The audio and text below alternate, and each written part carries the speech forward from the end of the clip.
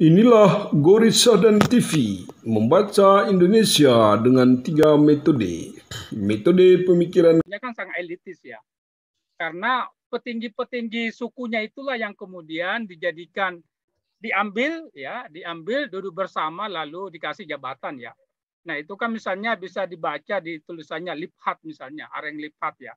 Dengan apa risetnya di Belanda dengan Swiss misalnya. Tetapi mungkin ada cara lain ya. Ya, ada cara lain yang kemudian bisa menundukkan politik identitas itu bagi saya adalah ya udahlah. Itu memang takdirnya negara majemuk, tetapi problem berikutnya adalah bagaimana mengelola itu agar itu tidak dipolitisasi. Nah, bagi saya itu mungkin yang menarik. Kita biarkan politik identitas itu berjalan, tetapi tidak merusak. Nah, ini yang pentingnya resolusi konflik ya. Nah, ini yang perlu dibangun misalnya. Atau misalnya bagaimana cara mengelola politik identitas dalam bingkai kebinekaan. Nah, kita misalnya bisa mengembalikan pada konsep besar. Sehingga misalnya yang kekhawatirannya Bang Muhtar atau Bang Jerry ya yang masih melihat Jakarta hari ini ya memang agak kencang di sana Bang ya. Tetapi saya kira karena saya juga orang Makassar misalnya di sana identitasnya bicaranya ya kalau bukan Karaing Andi itu juga muncul. Jadi identitas itu yang dinaikkan, identitas kesukuan ya. Ini kan ya mungkin teman-teman dari Papua bicara marga dan lain-lain. Tetapi ya itu realitasnya. Kalau orang mau jadi gubernur di Sulawesi Selatan harus mengakomodir antara orang Makassar dengan orang Bugis. Itu tidak ada di konstitusi, tetapi itulah yang nampak ya. Saya riset misalnya disertasi ya itu yang muncul dalam beberapa tahun terakhir. Selalu ada perpaduan Bugis dengan Makassar. Kalau tidak, orang Makassar mau mendirikan provinsi baru. Nah, ini kan menarik juga itu bagi saya. Nah, jadi agak sulit misalnya ya. Saya tidak tahu misalnya apakah misalnya di tempatnya Bang Jerry di Manado itu akan ada juga yang seperti itu ya. Tetapi bagi saya itu adalah konsumsi Indonesia Timur itu loh. Ya, di Jawa itu nggak terlalu kuat politik identitasnya, kecuali Jakarta ya, saya kira ya. Saya 12 tahun tinggal di Malang, itu nggak terlalu kuat itu. Karena mirip-mirip. Ya, 15 tahun saya tinggal di Jogja, ya tidak terlalu juga misalnya identitas itu. Ya, tapi kalau misalnya Jakarta bagi saya karena melting pot ya. Semuanya masuk di situ dan semuanya bisa mencalonkan diri. Nah, ini kan menjadi menarik. Kalau di Jogja ya meskipun Bang Jerry kaya dan tinggi pangkatnya, tapi bukan keturunannya sultan, ya tidak bisa jadi gubernur. Nah, sehingga kan tidak bisa ditarik dengan logika politik identitasnya. Itu. Nah, di Jawa Timur ya kalau bukan Anda orang NU sulit juga. Nah, kalau itu kan lain juga itu. Nah, Jakarta saya kira memang spesial, Bang ya. Ya, dan saya juga mengakui bahwa memang Jakarta ya multi etnis dan mudah dimobilisasi, dan jangan-jangan yang dimobilisasi juga orang yang tidak punya pekerjaan. Nah, itu juga yang harus dilihat kan. Ya, habit-habit di Jakarta kan kuat Bang. Kebetulan mertua saya itu kan di Jakarta Selatan itu loh. Sangat tunduk pada habit itu loh. Misalnya itu. Dan kami tidak pernah hidup dengan habit di Makassar masalahnya. Makanya kami cuek. Mau habit ya apa kita bukan. Kami Islam, bukan NU, bukan Muhammadiyah. Ya sudah. Kami Islam titik. Bahasanya itu loh. Clear. Tetapi di Jawa Timur kan tidak. NT, NU atau Muhammadiyah. Nah, kalau bahasanya Bang Muhtar tadi adalah apakah Muhammadiyah titipang, NU titipang untuk jadi timsel. Itu. Nah, ini kan gimana ceritanya? Jadi jangan-jangan kerawanannya awalnya itu kita kembali kerawanan dalam konteks rekrutmen awal. Ya, nah orang yang direkrut juga jujur saja saya beberapa kali juga dihubungi oleh kakak senior. Dan itu sudah terlinkkan dengan DPR pusat. Dek, masuk ya di Jawa Timur nanti, tapi itu mengamankan orang. Oh, aku bilang saya tidak bisa itu loh. Itu. Jadi, oke, kita dicalonkan jadi timsel, tetapi itu sudah di backup oleh partai besar dan dia sudah terjalin dengan itu, dengan Kemendagri. Ya udah. Jadi kita hanya apa namanya ya? Ya bonekanya mereka ya sudah aku bilang kalau kayak begitu ya apa? Saya belum bisa jadi klientelisme politik masih kuat ya bro ya. Nah, itu Bang itu. Mungkin itu Bang, terima kasih. Oke, terima kasih Mas Muhtar Habadin atas komentarnya yang bernas. Saya kira ada dua pendekatan yang dipakai oleh para narasumber ya. Ada yang lebih condong ke pendekatan sistem, tapi ada juga yang lebih condong ke pendekatan agensi. Ya, mungkin Bang Muhtar Habadin ini lebih condong ke situ ya, pendekatan agensi. Ya, pentingnya aktor ya dalam sebuah sistem ya. Contohnya dalam perekrutan itu. Tapi beberapa pembicara lain juga tadi menyinggung soal itu. Ya, ini menarik. Mungkin ada tanggapan singkat dari penanya, singkat saja. Ya. Kalau boleh 30 detik. Baik, saya Kalau boleh 30 detik saja, Mas. Atau satu menit ya. Ya, 1 menit saja. 2 menit juga bisa. Baik, terima kasih. Saya berangkat dari pengalaman bahwa menjadi ketua KPU itu menjadi ketua KPU itu saya mengalami dilema. Karena apa?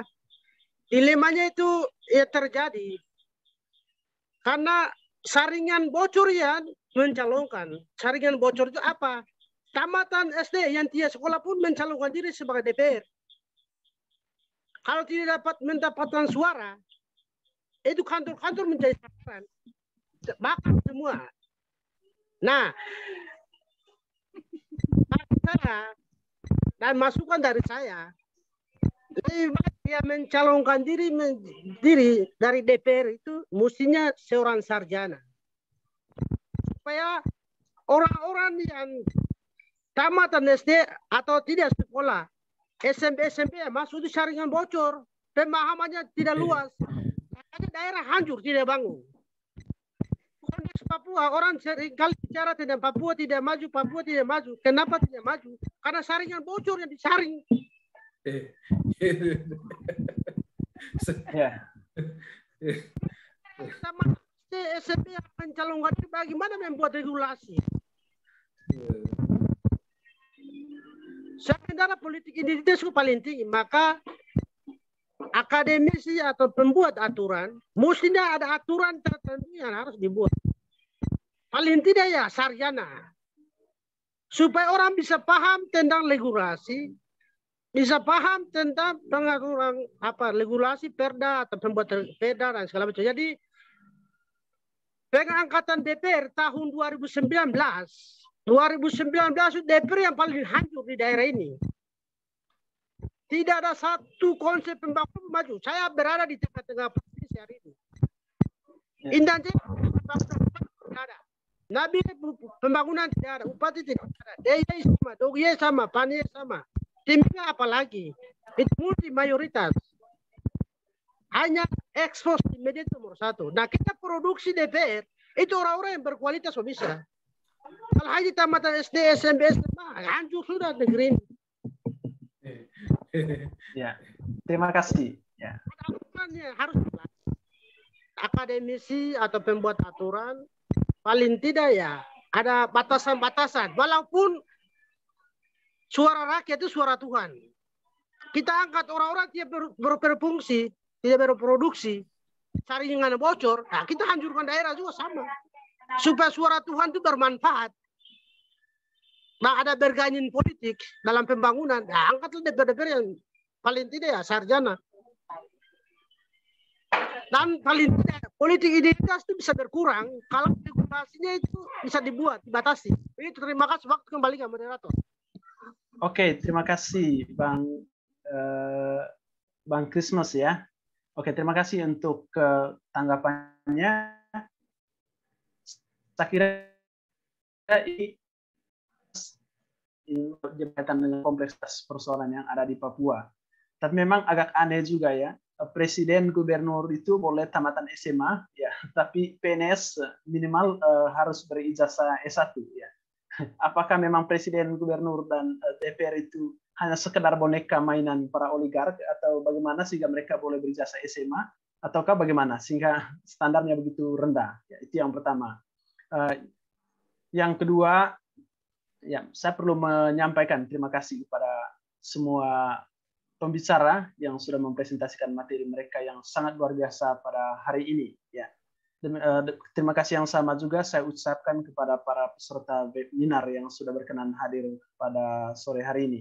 memang tugas terberat kita dalam negara demokrasi ialah mencerdaskan warga. Jika warganya cerdas, maka demokrasi akan berjalan dengan baik. Tapi memang tantangan demokrasi itu justru terletak di situ. Bagaimana mencerdaskan warga itu. Sementara ya, elit politik sendiri itu juga sering ya orang-orang yang tidak berkualitas.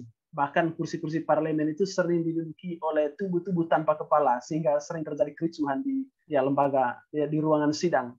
Tidak terjadi perdebatan argumentasi di situ, ya, yang terjadi justru ini pertarungan sentimen. Yang terjadi di media sosial juga hal yang sama. Itu karena terlalu banyak tubuh-tubuh tanpa kepala. Ya. Jadi orang lebih mengedepankan emosi ketimbang pertarungan argumentasi. Ya, sekali lagi terima kasih untuk partisipasi dan kehadiran kita semua pada sore hari ini. Ya, saya kira ini diskusi yang sangat bagus. Ya. Besar harapan kami kita masih berpartisipasi dalam diskusi-diskusi selanjutnya. Ya, ini ada komentar dari siapa ya? Bang Jaya. Ya, saya kira harus didorong proses rekrutmen penyelenggara pemilu yang transparan, bisa ditakar objektivitasnya, dan itu juga dimulai dengan tim seleksinya. Ya, saya kira ini benar ya. Ya, sekian saja untuk diskusi kita pada sore hari ini. Sesi terakhir kita sesi foto bersama. Ya, untuk yang bisa on kameranya boleh ya dihidupkan. Ya, saya kira Pak Goris sendiri bisa take fotonya. Saya tidak bisa. Oh ya. Nah, dari ya, saya dari sini aja. Oke.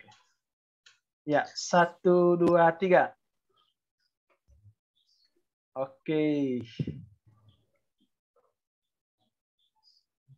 Oke, satu kali lagi ya. 1, 2, 3. Sudah, terima kasih. Oke Bang, terima kasih. Ya. Terima kasih banyak. Terima kasih banyak. Moderator. Terima kasih ya.